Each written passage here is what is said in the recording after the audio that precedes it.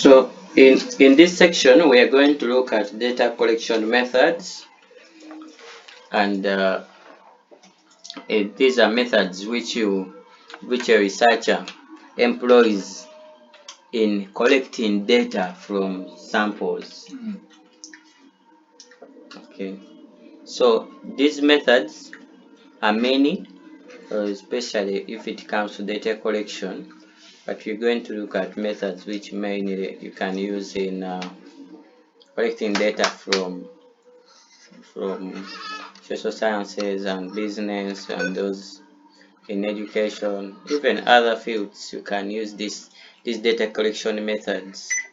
So some of the examples of data collection methods here we're going to look at is the method called interview or interview method. The interview method. So in screen, I can't see. No. In interview methods of data collection, the researcher collects data. Either you can use one-on-one interviews. So we call these ones interviews because the researcher is going to go and interact with respondents to meet them. It could be physical or online interviews, but there should be a face-to-face or voice-to-voice interaction between the researcher and the respondents. So the respondent, if he has not got well the question, can actually ask the researcher to rephrase the question, or if the researcher sees the respondent is actually narrating outside the context, then the researcher can still restate the question. Though in interviews, we see that most of the interviews are used for qualitative research approach, when you want to collect data in forms of opinions, suggestions, feelings, attitudes of respondents about a certain topic of investigation. Then interviews can be good. We call them interviews because you have views running between the interviewer and the interviewee. So the interviewer for this case is the researcher, and the interviewee is the respondent. So that means that if, for example, in your research you're going to use interviews as the data collection method, then you need to design an instrument called an interview guide. So an interview guide is a set of questions you need to put out, and these questions in the interview guide should be open-ended, so that you are able to collect qualitative data. Open-ended questions are questions which, for example, if you ask the question, what do you call customer satisfaction? Then the customer or the respondent is able to give you any view about what he or she considers to be customer satisfaction, or what activities do you want hotels to involve in their services for customer satisfaction. That question is very open, so it enables the respondent to give all the possible views about what he or she considered to be a service that can be included for customer satisfaction. So those questions put in a compilation called an interview guide, so that when the researcher is presenting questions to the respondents, the researcher is guided by the interview guide. So what do you base on to ask your next question? That should be on the interview guide. so that you don't go off track as you are interviewing the respondent. So here there are also questionnaires. Questionnaires are usually documented for the respondent to answer by him or herself. So if it is a questionnaire, then possibly you're preparing this questionnaire such that when the respondent is answering, can even carry it home or in the office or at workplace and answer at his or her own convenience without necessarily having the researcher asking. So mainly the questionnaires are good for the literate population, where the person can read and write, and the researcher has got to prepare these questions in such a way that if the the the respondent is reading, will actually get the real message, the true message that was intended that question to raise, or the attention that the question prompts the respondents to answer. And that is why we later on you'll see something called validity and reliability of a research instrument. But here these are questionnaires, just know that they are documented and then issued to or administered to respondents so that the respondents answer at their own convenience.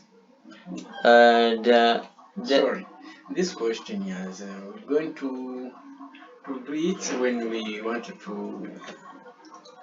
do our proposal, like our work we want to do.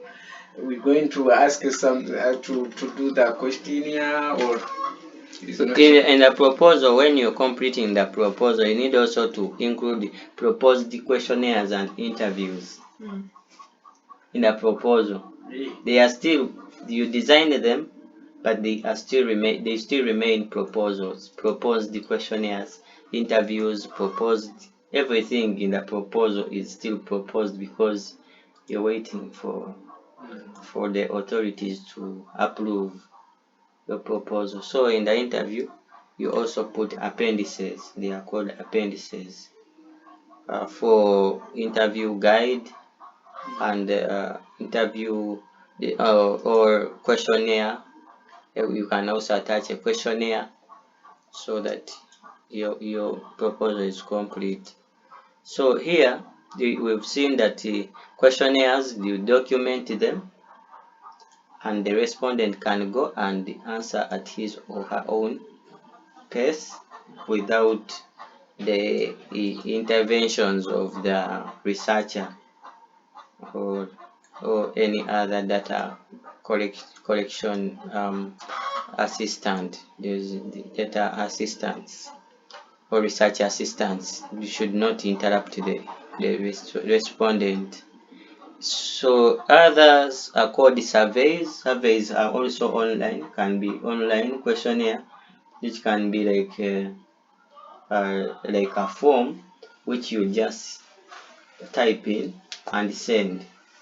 So it is a survey. And surveys are also in form of questionnaires, but can be shared even online. These are called online surveys.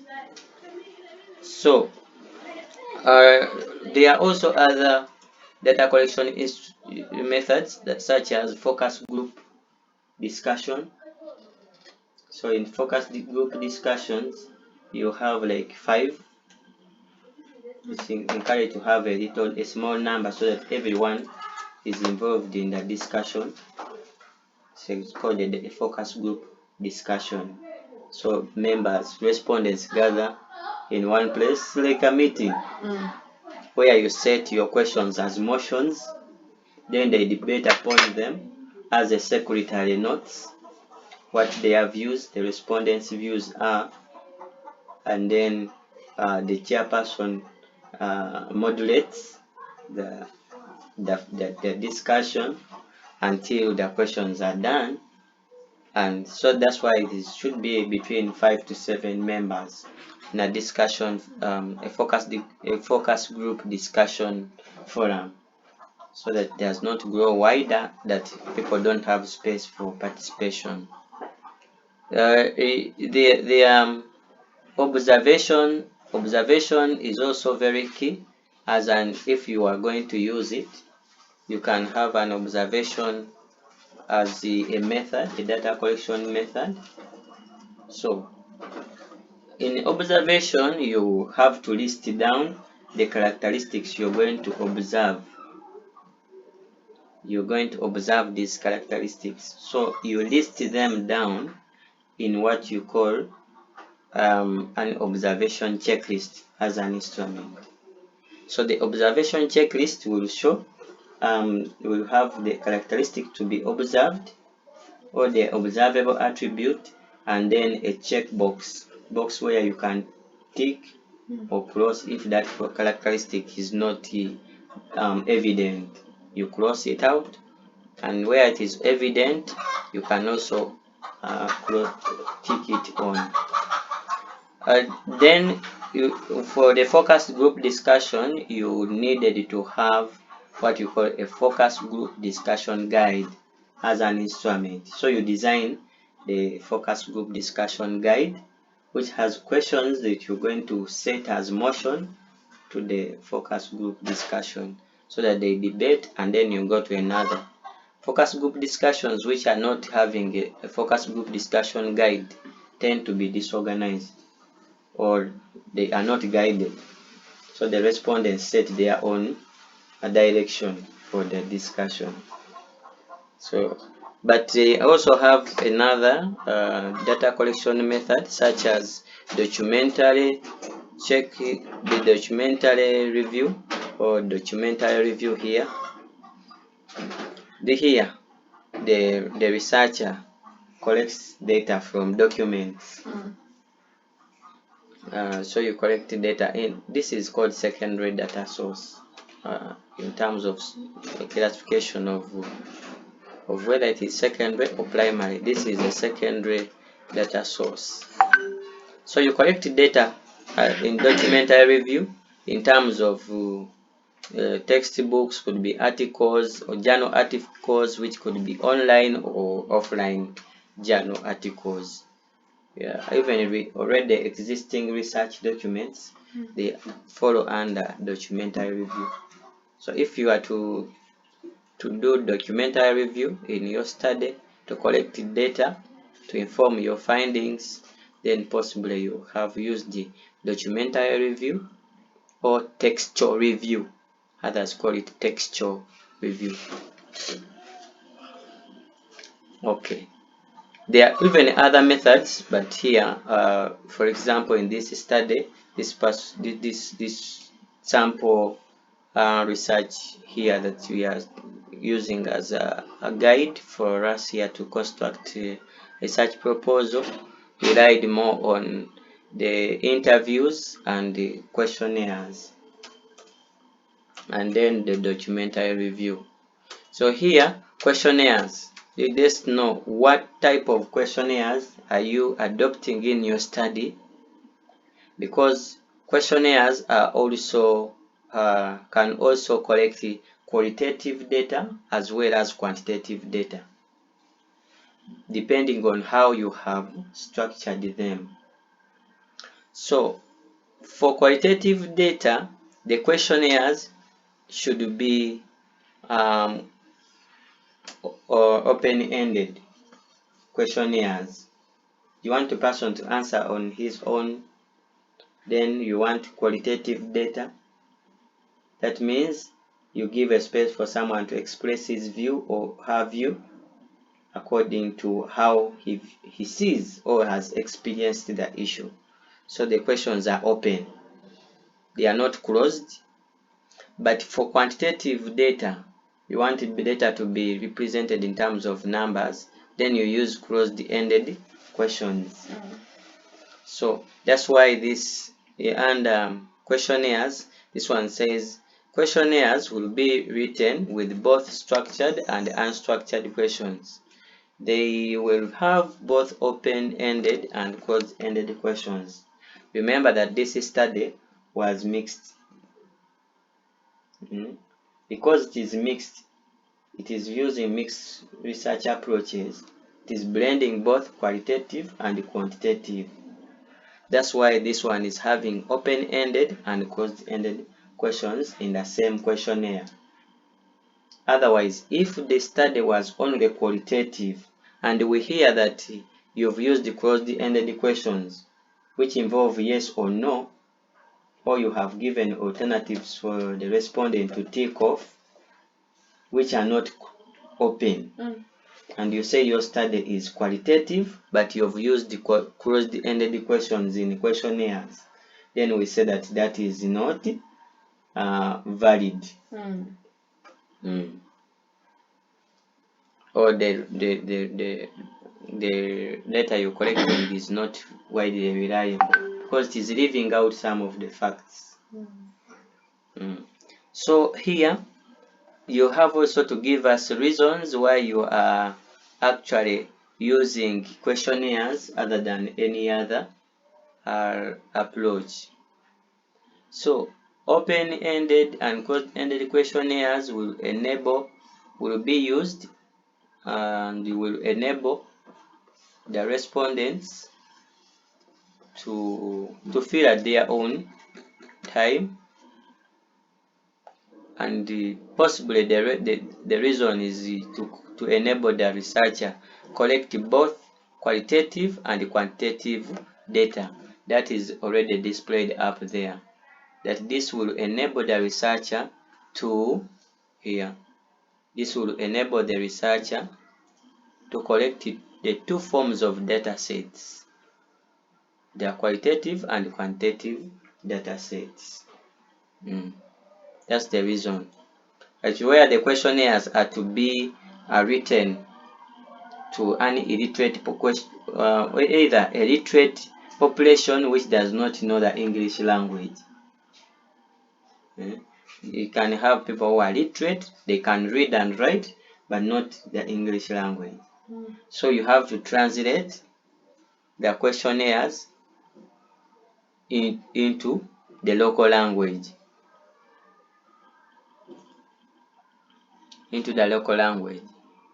But for this case, the questionnaires will be formulated in the English language and administered in the English language speaking community. That means it is not translated. But for instances, you can also translate the questionnaires. Okay. Then we have interviews. Interviews here, we've seen that interviews will allow you to have face-to-face or one-on-one interaction with the respondents. So this study is also using interviews.